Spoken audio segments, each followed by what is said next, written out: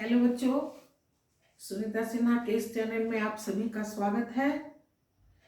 आज के इस वीडियो में हम अनेकार्थक शब्द के बारे में बताएंगे।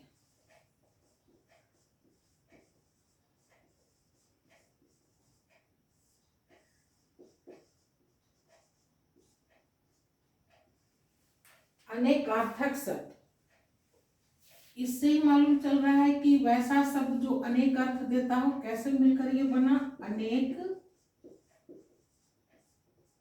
जोड़ अर्थक। अनेक को अगर हम इसका स्वर और व्यंजन अलग कर दें तो क्या हो जाएगा क और अ स्वर।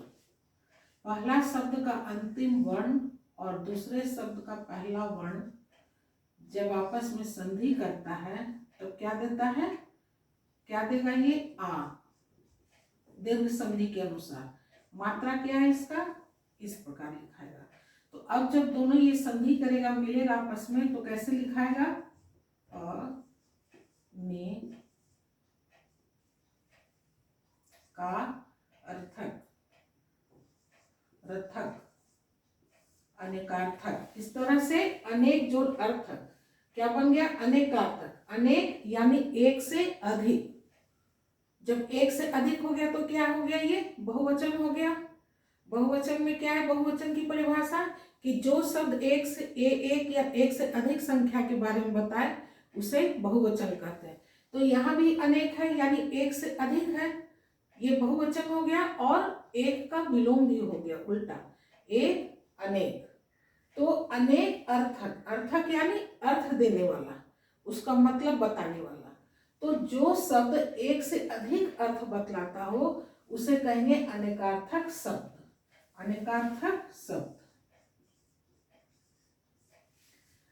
अब देखो बच्चों, गड़बड़ाना नहीं, पर्यायवाची कंफ्यूज नहीं होना। अनेकार्थक शब्द में शब्द एक रहेगा और उसका अर्थ अनेक होता है। एक होता है समानार्थी शब्द, समानार्थी शब्द। इसमें क्या हो गया, जितने भी सारे शब्द होंगे सबका समान, समान यानी एक बराबर, एक ही अर्थ देगा। इसको हम लोग पर्यायवाची भी कहते हैं।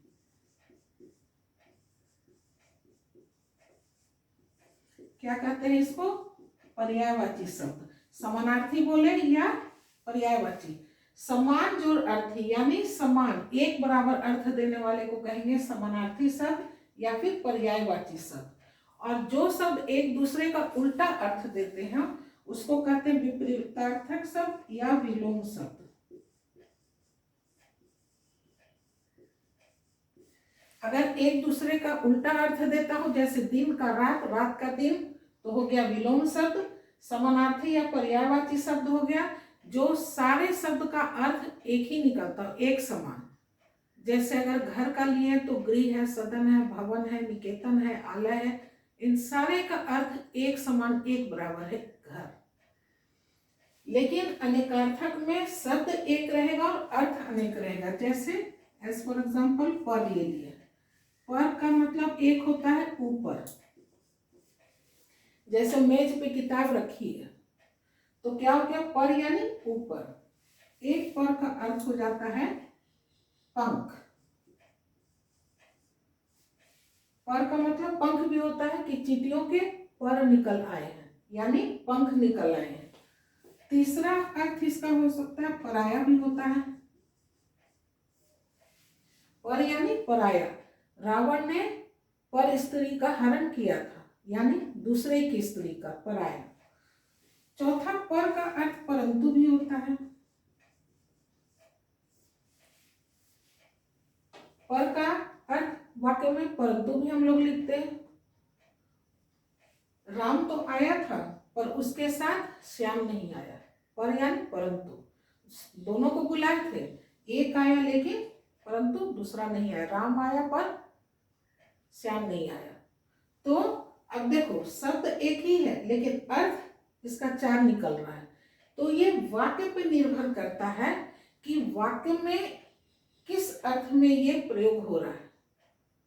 इसलिए वाक्य को पढ़कर समझकर ही समझेंगे कि पर का अर्थ कहाँ पे, किसका अर्थ, पर शब्द का अर्थ किसका कहाँ दे रहा है अर्थ, उसका मतलब क्या निकल रहा है।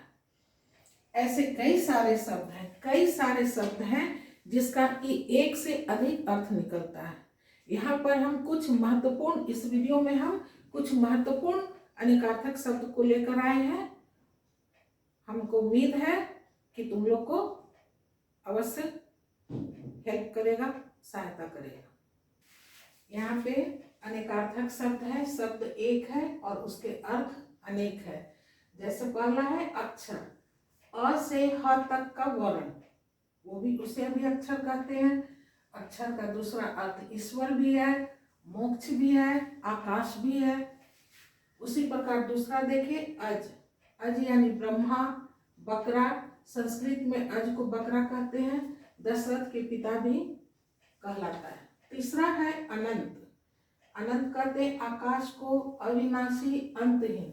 अनंत यानी जिसका कोई अंत नहीं है, तो आकाश का कहीं अंत है, कहीं नहीं है। अविनाशी यानी जो विनाश नहीं है, यानी उसका अंत नहीं है। अंतहीन, हीन माने नहीं होना, जिसका अंत नहीं हो सकता है वो अंतहीन हो गया अनंत। अंबर, वस्त्र को भी कहते हैं, अमृत, कपास, आकाश। अर्क, अर्क यानी रस जिसको कहते हैं। अर्क का एक अर्थ सूर्य भी है। आक का पौधा को भी अर्क कहते हैं। रस, जैसे सौंफ का रस या अजवाइन को अर्क निकाल के रखते हैं, वो हो गया रस। सिक्स्थ है अंतर, अंतर का क्या क्या है, व्यवधान, भिन्नता, दूरी, हृदय। 7 है अर्थ, अर्थ का मतलब हो गया धन, मतलब, कारण। 8 है आराम, आराम यानी विश्राम, और बगीचा को भी कहते हैं आराम। तो ये वाक्य पे निर्भर करता है कि उस वाक्य में इसका क्या अर्थ। अगर आराम का कहीं बगीचा अर्थ निकल रहा है तो उस वाक्य पे निर्भर करेगा कि वो विश्राम अर्थ दे रहा है या फिर आराम का बगीचा यहाँ अर्थ निकल रहा है। खासकर ये जो अनेक से अनेकार्थक शब्द है, ये अधिकतर कविता में प्रयोग किए जाते हैं। कविता को अलंकृत करने के लिए, उसको सुंदर बनाने के लिए, कम शब्दों में अधिक अर्थ देने के लिए इन अनेकार्थक शब्दों का प्रयोग किया जाता है। 9वां है आली, आली यानी पंक्ति और सहेली को भी कहते हैं। 10 है ईश्वर, ईश्वर परमात्मा को कहते हैं, शिव को, पारा को और स्वामी को। 11 है कनक, कनक सोना को बोलते हैं, धतुरा को बोलते हैं, गेहूं और पलाश। ये 4 अर्थ दे रहा है। कर, कर का एक अर्थ होता है हाथ, एक कर का किरण, टैक्स, क्रिया शब्द भी है कर, करना। 13 है कर्ण, कर्ण कान को कहते हैं, संस्कृत शब्द है कर्ण, हिंदी हो गया कान। महाभारत का एक पात्र कौन था वो, कुंती का पुत्र, कौमार पुत्र। 14 है कृष्ण, कृष्ण काला को कहते हैं, काला से संबंधित कृष्ण और श्याम सुंदर। 15 है कल, बीता दिन, बीता जो समय बीत गया, कल वो भी होता है। बीता दिन को, आने वाला जो कल है उसको भी कल कहते हैं। चैन, मशीन को भी कहते हैं कल पुर्जा। 16 है काल, काल का अर्थ एक समय होता है, मृत्यु भी होता है और अवधि भी होता है। 17 है गिरा, गिरा का वाणी भी अर्थ देता है, सरस्वती भी और क्रिया शब्द भी है, करना या गिरना।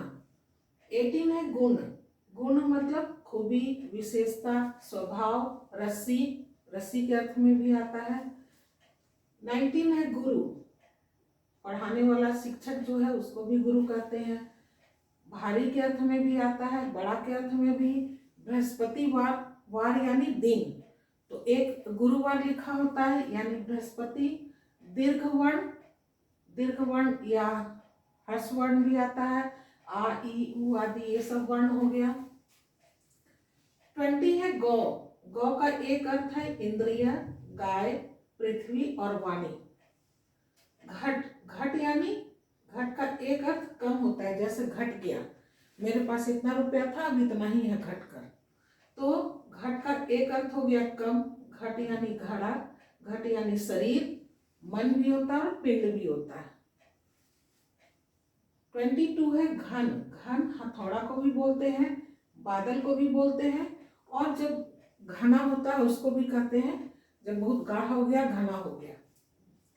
23 है जलज। जलज एक अर्थ इसका निकलता है शंख, दूसरा अर्थ है कमल, तीसरा मोती, चौथा मछली। 24 है 24 तात। तात पिता को भी कहते हैं। तात का एक अर्थ पिता हो गया, मित्र हो गया, पूज्य होगा, प्रिय हो गया। 25 है दंड। दंड का एक अर्थ हो गया सजा, दूसरा हो गया डंडा। 26 है दल। दल का एक अर्थ हो गया पत्र यानी पत्ता, जैसे कहते हैं कि तुलसी दल यानी तुलसी का पत्ता। पंखुड़ी, पक्ष, समूह और सेना। सेना का जो समूह होता है, टुकड़ी, उसको भी दल कहते हैं। 27 है पक्ष, 15 दिन। महीना में 30 दिन होता है, जिसको कि 2 पक्ष में बांट दिया गया है। 15-15 दिन का 2 पक्ष, कृष्ण पक्ष और शुक्ल पक्ष। तो एक पक्ष हो गया 15 दिन का। और भी होता है, पंख भी अर्थ देता है और पखवाड़ा भी। 28 है भूत। भूत प्राणी को भी कहते हैं। पंच तत्व। पंच तत्व कौन कौन है? पृथ्वी, जल, वायु, अग्नि और आकाश। ये 5 तत्व है, इसको भी भूत कहते हैं। और एक तो भूत प्रेत होता है, भूत से भूत प्रेत। 29 है पानी। पानी का एक अर्थ जल भी देता है, कांति भी देता है और चमक भी देता है। 30 है पृष्ठ।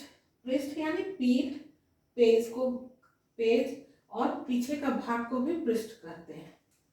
31 है रस। रस हो गया पौधों के पत्ते या फूलों का निचोड़। अब देखो एक अर्क भी है, अर्क बताएं। अर्क क्या हो गया? जब उसको पानी में किसी चीज को खौलाकर और छान लेते हैं, वो जो उसका पानी निकलता है वो कहलाता है अर्क। जैसे अजवाइन का भी अर्क बनता है। अजवाइन को 1 कप पानी में थोड़ा अजवाइन देकर के उबाल दिए, जब आधा कप हो गया उसको छान दिए, वो कहलाता है अर्क।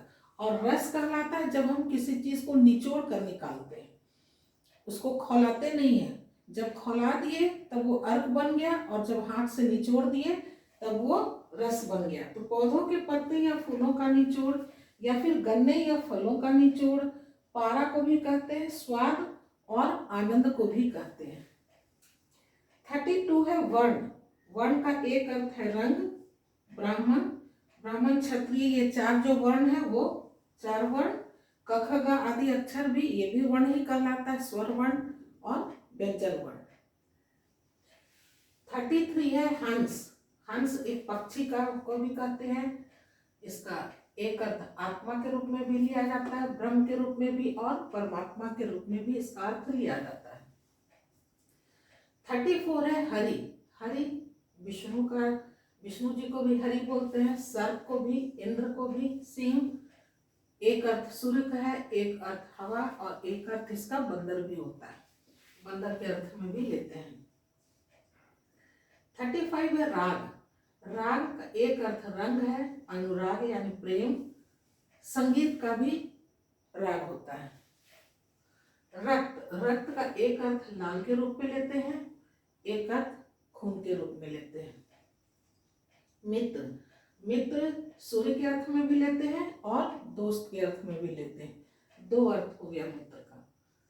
38 है मान। मान यानी सम्मान, अभिमान, नापतोल।